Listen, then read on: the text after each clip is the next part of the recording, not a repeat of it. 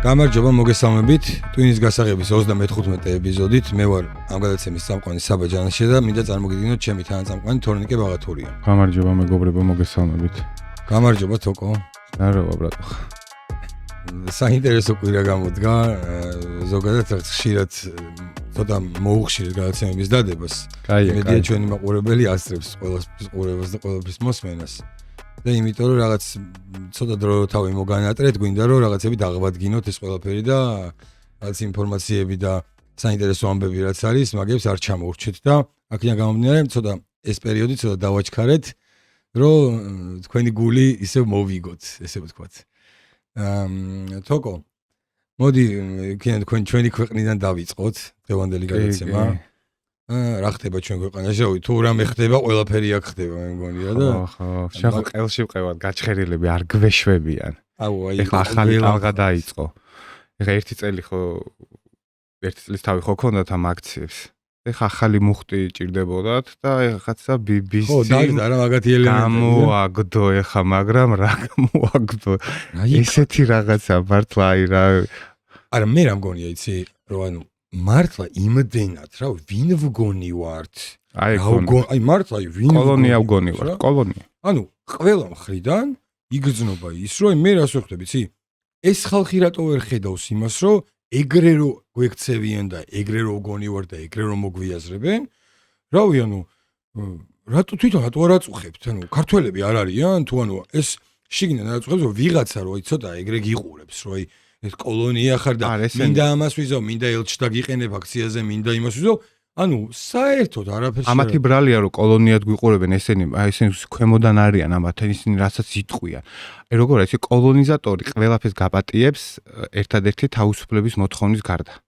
ჩვენ აი ზუსტად აი სპარტაკსაც არაპატიეს თავისუფლება, დანარჩენი ანუ ზოგადად სვეჩი ეგრეა რა, ანუ ჩვენ ზუსტად ეგრე გვიყურებთ, ჩვენ ვარ მონები, ისინი არიან კოლონიზატორები, იმიტომ რომ ჩვენ თუ თავისუფლება გვაპატიეს, მე სხვაც მოითხოვს. ამიტომ ჩვენ სამაგალითოდ უნდა დავისაჯოთ, რომ მეორე სხვა კოლონიამ არ მოითხოვოს თავისუფლება. და აი ეს მომენტია, სხვა არაფერი, ჩვენ გვიყურებით ტიპიურ მონებად. მაგიტომ აი ესეთი უმონამუსობა, უსამართლობა არანაირ ჩვენ ხო სულ ვიძახით რომ აი რამ უნდა გაგვაკვიროს, მაგრამ სულ გვაკვირვებენ, ხო? ხო სულ გვაკვირვებენ. ხო, ანუ გვაკვირვებენ, ანუ იმიჩერდებიან. სისულელით გვაკვირვებენ და ისეთი რაღაცებით გვაკვირვებენ, რომ აი კი არა, გვიკვირს კი არა, აი სასაცილოდ გვიკვირს. მიხვდი რომ ანუ ამას როგორ კადრულობენ ეხლა მართლა რომ ადამიანს რო დაადგე და ეხლა ღამე რო უთხრა რომ დღეა ეხლა კაცო ანუ და ის უკეონებ რომ ანუ შეიძლება რაღაცა მომატყუო, რაღაცა შემისრულო, მაგრამ დღე ნახდათ არ არის ეხლა ღამეა როგორც აი ეგრე არის, აი ეგეთ რაღაცებს, აუ ერთი მაგალითია თუ ორი მაგალითია რომ მაგათმა ეგეთი რაღაცები გააკეთეს. აი ეს BBC ხო ამათი გურუ არის. და ის წარმოიდგინე, აი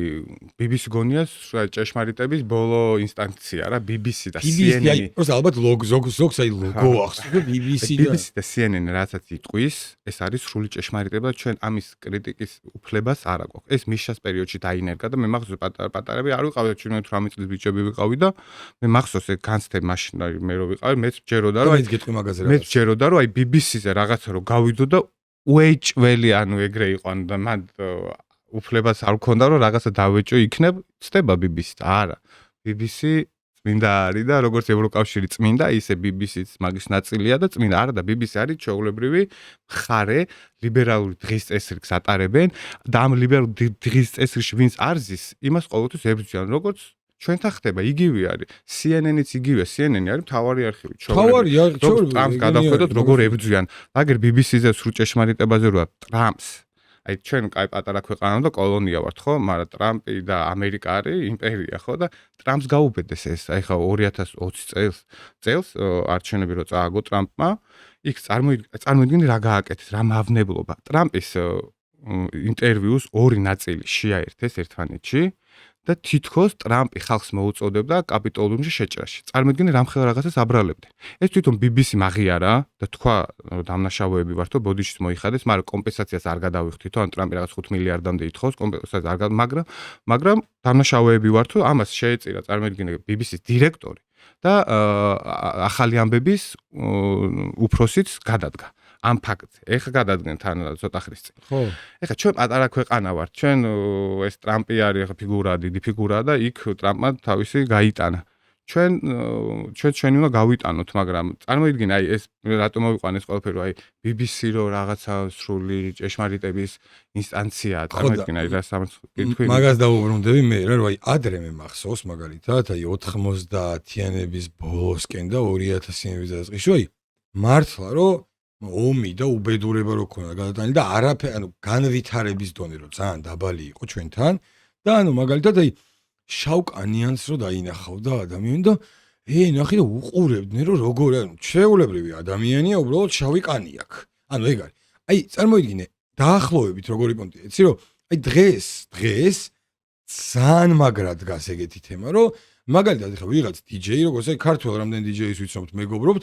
აი ჩვეულებრივი ადამიანებია რომელსაც მუსიკის მიმართ რთულებით აქვს ნიჭი რომელსაც გამოდის კაი მუსიკა და კაი მუსიკას უკრავს და უშოთ და ჩვეულებრივად მიდის სახში მე და ჭამს და იძინებს და აი როგორ დონეზე არის იცი განვითარება დღეს აი რაღაც მასაში რაღაცა გარკვეულში რომ წარმოიდგინე ხო ვიღაცა რომ ჩამოვიდეს რა ქვია ტიესტო რო იყო ტიესტო აი მაშინ რომ ჩამოსულიყო და ეთქვა რომ მაგალითად რომ აი ახლა ეს თავრობა მაგალითად აი ეგ და აი მიხდი ანუ თავისი აზრი ყველას შეუულია რომ გვერდზე გადადოს ფაქტებიც ყველაფერი და იმან რადგან თქვა ის იყოს აი ამომავალი მზე მაგისთვის და აი რატო არის ეგრე რომ აი რატო არ უყვართ ანუ ესე ჯერ თავის თავი მე ასეთი ხა თავის თავი თუ არ უყვართ არ თავის ქვეყანა რა უნდა უყვარდეს ხა თავის თავი ადამიანს თუ არ უყვარს რა უნდა უყვარდეს და ესე მიყვება რა ვიჩიტებით მართლა რაღაცა გამოქვაბულის დონეზე რომ იმან თქვა და ამაი BBC-ც არის ზუსტად ეგ მომდი ვიღაცა რაღაცა დონეზე რაღაცა ზომით როგორც აქ არის მთავარი არხი და თავი ყავდა გვარამია ისე ყავს იქ თავი ვიღაცა რომელიც ხოვდები ეონება ესია ის მე შეიძლება პოლიტიკურათაც ასპარეზობს რაღაცა ჩვენ მაგდენი ინფორმაცია არ გვაქვს და არ ვიცით მაგრამ საერთოდ არ არის ეგ გამორიცხული რომ ვიღაცა პოლიტიკოსი იყოს თავი ან ვიღაცა იყოს რომელიც აი ესე აწყობს და ესე ჭრის და ესე BBC არის მხარე, BBC არის ბრიტანეთის საზოგადოებრივი მაუწყებელი და ემსახურება ბრიტანეთს და ბრიტანეთის ინტერესებს. ის სულ ეგრე იყო, აი პირველი მსოფლიო მეორე მსოფლიო ომშიც BBC ემსახურებოდა ბრიტანეთს და კიდე ირანში რო შეიჭრენ და მოკლედ ყველგან, ანუ მოსადეყი პრემიერ-მინისტრის რო გადააყენეს, იქაც BBC და M16 ერთად თანამშრომლობ. ანუ რას ვიძახი რომ ეს არის მხარე, ეს არ არის ობიექტური ტელევიზია. ზოგადად ობიექტური ტელევიზია დღევანდელ რეალობაში ზოგადად არ არსებობს. სულ არის მხარე. ჩვენთანაც რა, ანუ არის მხარე, ანუ არის ხელისუფლების მხარე მედია და არის ოპოზიციის მხარე მედია. ანუ ობიექტურობა აქ არ არსებობს. ერთი მხოლოდ სუც იძახის, ერთი მხოლოდ კარგს იძახის. იქაც იგივე ყველგან ერთნაირი სისტემები შეიქმნა. აი, ამიტომ აი ეს რო ყველგან არის, ანუ აპრობირებულია და ეს როდის უნდა დამთავრდეს ის, რომ ანუ ის ყოველთვის ცუც იზახდეს, ის ყოველთვის კარგს და რაღაცა მამ დროს სინამდვილე ეგ არ დამთავრდება. მაგისუმ აი YouTube-ზე და ეგ სივრცეებში თუ გაიჩნდება ობიექტურობა, ტელევიზიები ეს მხარე სულ ესე იქნება. ხო, მაგრამ ნახე რა დაბალანსებული ხო არ არსებობს, რომ სულ ცუდი ხდებოდეს. სულ ყოველ აი ერთი ნიუსი მითხარი რომელიმე აი მაგათი როგორ სულ კარგი ხდებოდეს ხო ანუ სულ კარგი ვერ მოხდება ობიექტური შეფასება არსებობს მე ხვდი შეიძლება შენ ეს კარგ ჭრილში დაინახო მაგრამ რაღაცა ხო არსებობს რომ აი სუცუც რო იძახი რომ ერთი თქვა რომ აი ისიც მოხდა ესეც მოხდა თუ გინდა თქვი რომ აი ჩვენ არ მოგწონს რომ კაი რაღაც მოხდა მაგრამ ნუ აი მოხდა მაგას ხო ფაქტია და ვერ გაექცევი ანუ ამაში ხა ამყოფებ რაღაცა ნაწილს ამყოფებ რომ უბედურებაში ცხოვრობს რაღაცა ნაწილი არის ბედნიერი მაგრამ просто რაღაცეები თუ მართლა არ ხდება, ესე ვერ მოიგონებ მაგას. მიხვდი? ანუ მოგონებით ვერ გააკეთებ რაღაცა. ეხლა მართლა რომ რაღაცა შენდება. მოიგონებ, რას ვერ გააგერებ, მოიგონეს ეხა ეს თემა. რა, ბედნიერება? არა, მე გეუბნები ბედნიერება ვერ მოიგონებ. აი, ეხლა ვერ დაუშვათ, ვერ გამოაცხადებ ისეთ ნიუსს, რომ ეხლა აშენდა რაღაცა და ამდენი კაცი, მილიონი კაცი იქ დასაქმდა. ეგეთ რაღაცას ვერ მოიგონებ, იმიტომ რომ რაღაცა ფაქტი მიშაიგონებდა სხვათა შორის თუ ფასადებს როღება და ერთი და იგივე საავადმყოფოს 10 ჯერ ხსნიდა. ეს ნო ფეიქი ანუ ეგ იყო სხვა მომენტი იყო, მაგრამ მე რას გეუბნები, აი ხა რომ მიუყვეთ ის რომ კარგი მივხვდი რასაც ხო რა ვერ იზავ ხა რაღაცას თუ იძახი ნახე თუ იმას ინარჩუნებ რომ ამბობ რომ რაღაც მოჩი კი მიკერძოებული შეიძლება იყო და ეგრე თვლიან მაგრამ ობიექტური ხარ კარგი რო ხდება იმას შეიძლება რაღაცა ხდებოდეს კარგი მაგრამ შენ 10 ჯერ მეტად ამძაფრებდე იგივე პონტია რომ იქითო ცუდი ხდება ამძაფრებდე მაგრამ ბიჭო იქ ცუდი სადაც ხდება იქ ხო არ არსებობს სუძუდი ხდებოდეს. შანსი არა რაღაცა გადმოაგდე კარგებიც რომ იქნება რაღაცაში ეგ არ უნდა ქნას. ეგრე არის დაპროგრამებული და აი როგორი მომენტია კიდე იცი რომ აი ეხა BBC-ს რო დაუბრუნდეთ კონკრეტულად რა. ეს როგორი იყოს ორკესტრირებული შეტევაა ტიპიური. ეხა აქ იმდენი ქარდები მაქვს, ამას ესენი რო წავიკითხო ძალიან ბევრ დროს დავხარჯავდი და მე მაყურებელი ნახავს რა თვითონ გადაცემის პროცესში წამოვა რა. დაიწყეს შედარება 9 აპრილთან. 9 აპრილის მერე ესეთი რაღაცა ეს დამპალი ხელისუფლება და აუცილებლად მოსაშორებლები არიან და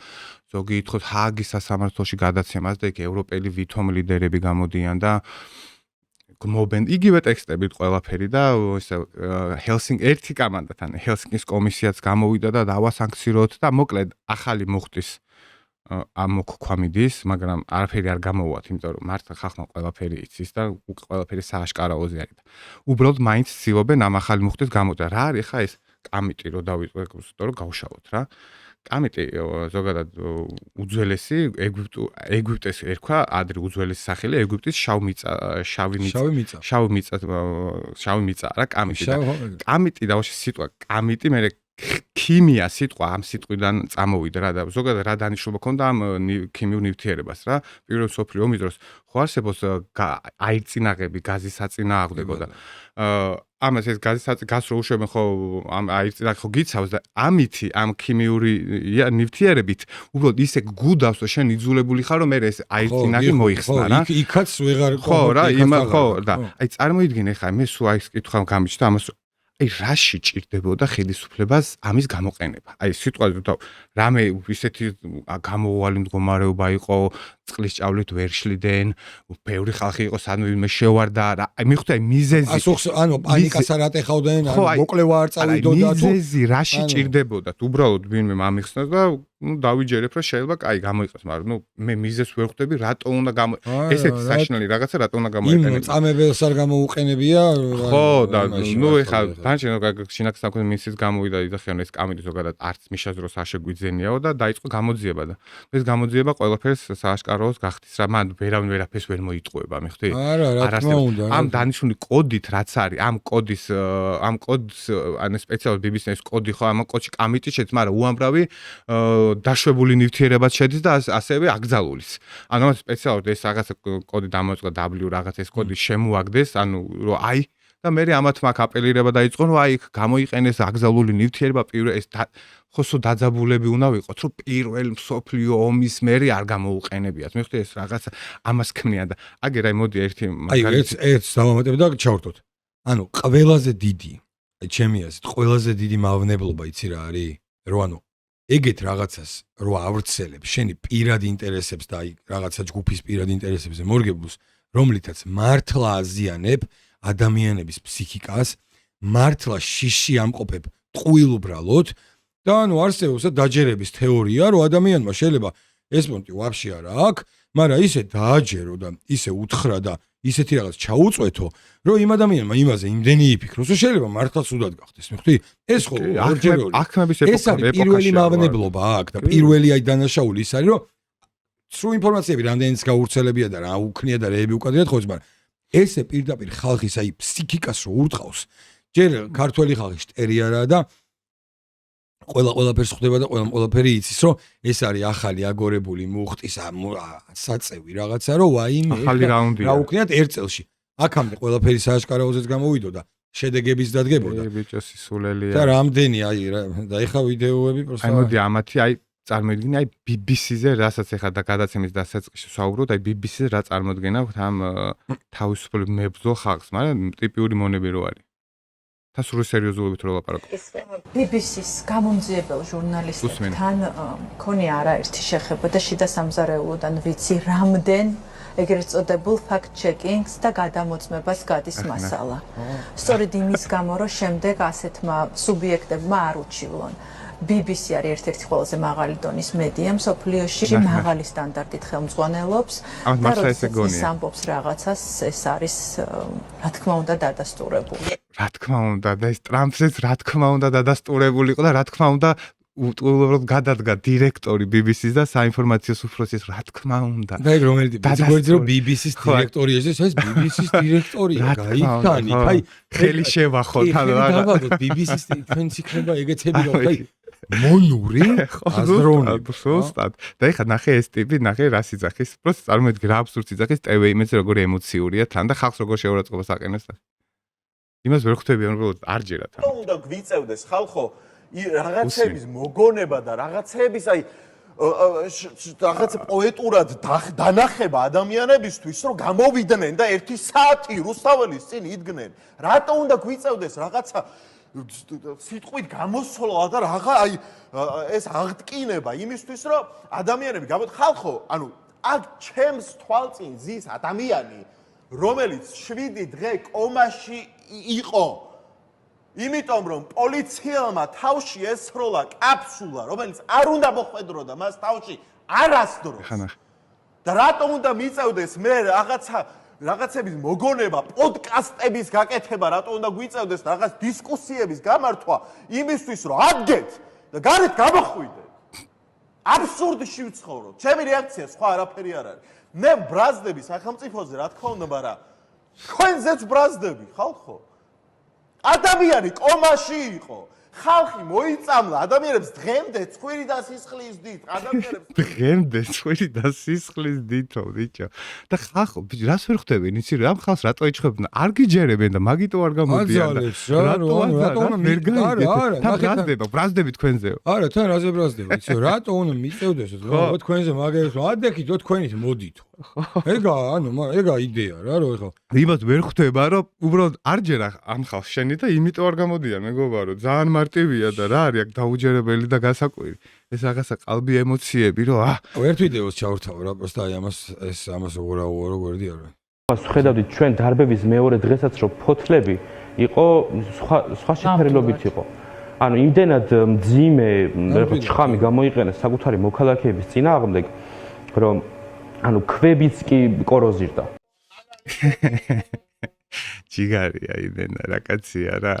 ეხა ქვები უნდა გამოიყვანონ ეხა მე ვეუბნები შემდეგ იმას ქვის ფორმაში ტიპი მე ქვავა რა კოროზირდი და აი აი შანგი აიკიდა ქვებმაო და ფოთლებმაო დიდი შანსი არის რომ ანუ ქვა მოიყვანონ ეხლა და ქვა მიბაზროს მე ქვა ვარ და აი მართლა ანუ ამ დონეზეა რა დასული თვითონ ვერ ხვდებიან რომ ანუ просто კრინჯი არის ეს ყველაფერი და აბსურდში არიან თვითონაც აი რავი რა ტრაგიკომედია მართლა ნუ მაგრამ ნუ არ ჩერდებიან და იმ დღეს არ მახსოვს ვინ თქვა მაგრამ აი შედეგს ხო ვერ აღწევენ ესენი მაგრამ მე მგონი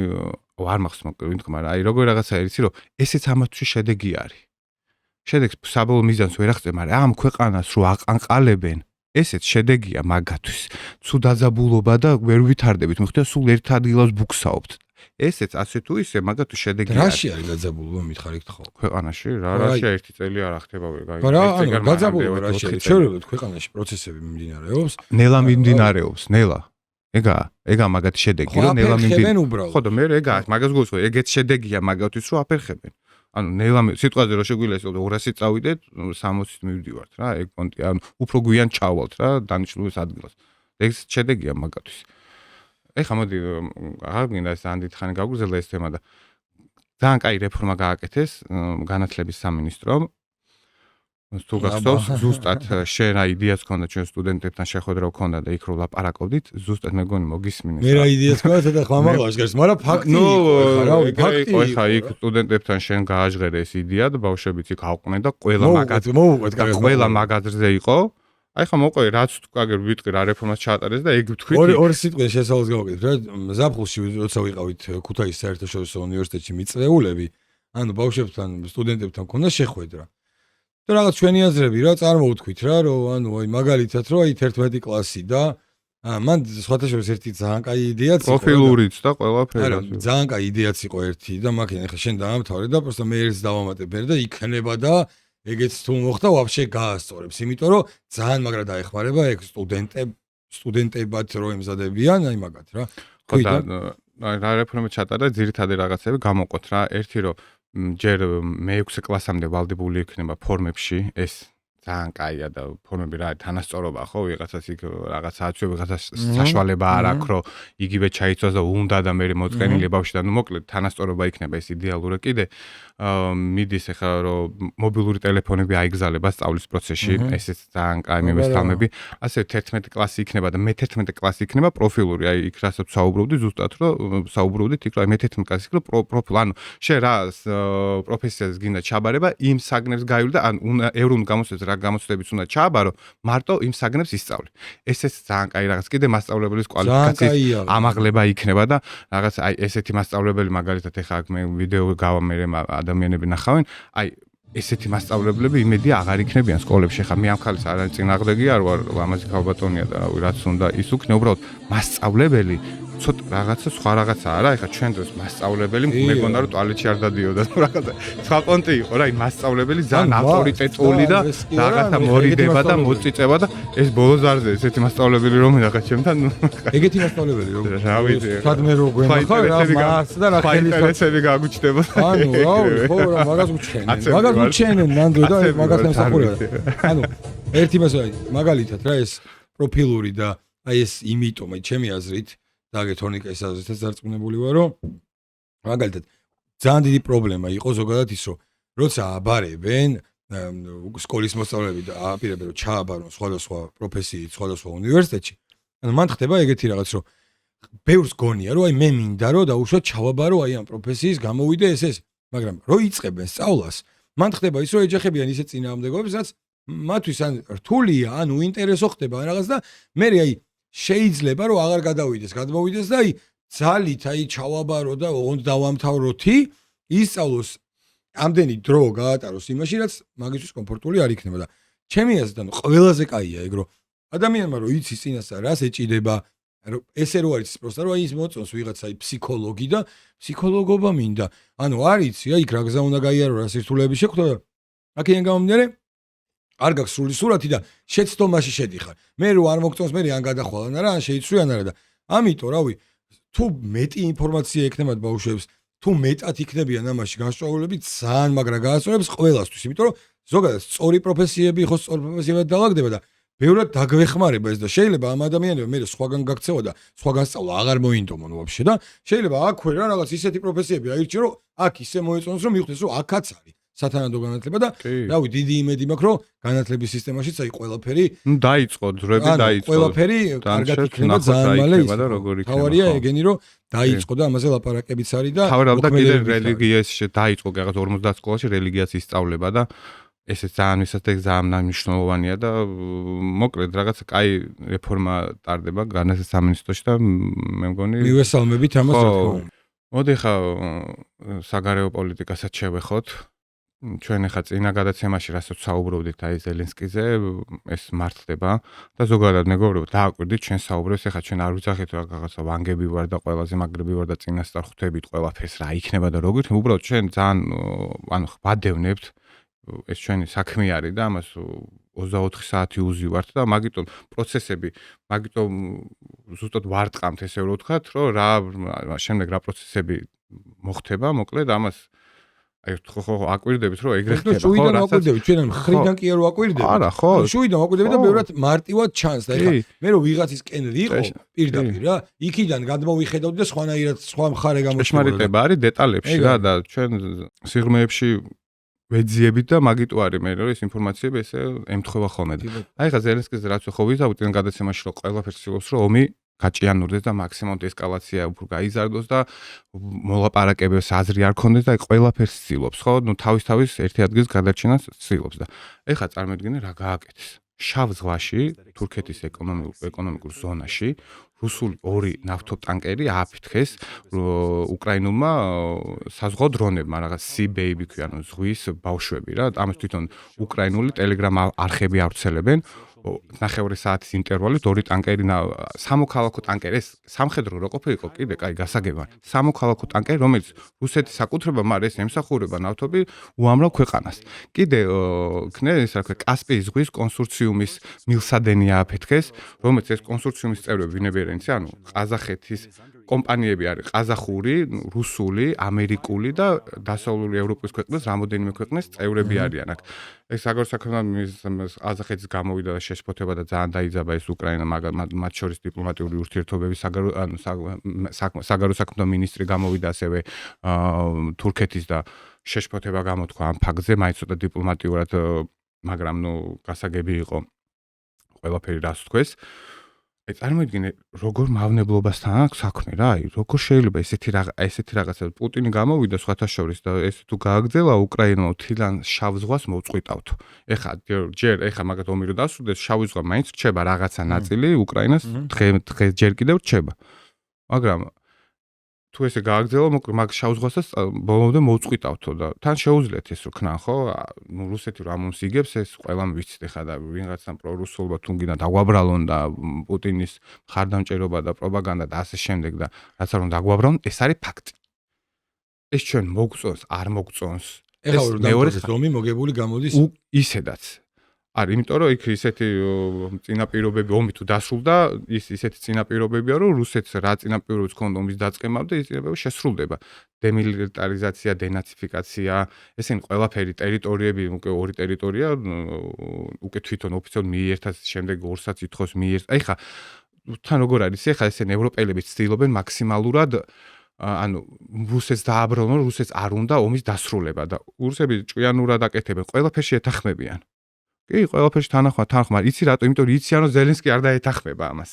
თორე ეხლა რომ ზელენსკი გამოვიდეს დღეს და თქვას მაგალითად რომ კი, აი სამშვიდობო ხელს მოვაწე სიტყვაზე რაზეც შეთანხმდებიან, ომი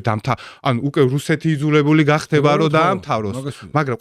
ყველაზე მაგარი მოკავშირე პუტინის არის ხა ზელენსკი. იმიტომ რაც უფრო ომი გაიწელება, მით უფრო ბევრ ტერიტორიებს დაიკავებს რუსეთი. ძალიან მარტივ ეს არის იმენ ბანი, აი უმარტივესი რაღაც აქ არანაირი ფილოსოფია და არანაირი სიღრმისეული ცოდნა არ ჭირდება ამის, აი ძალიან ხელის გულზე ჩანს ეს ყველაფერი. აგერ ეს მავნებლური აქტიც ეხლა ეს ტერორისტული აქტია რა პრაქტიკულად რა ეხლა ეგეთ რაღაცას რა ხვის ტერიტორიაში ამას აკეთებ რომ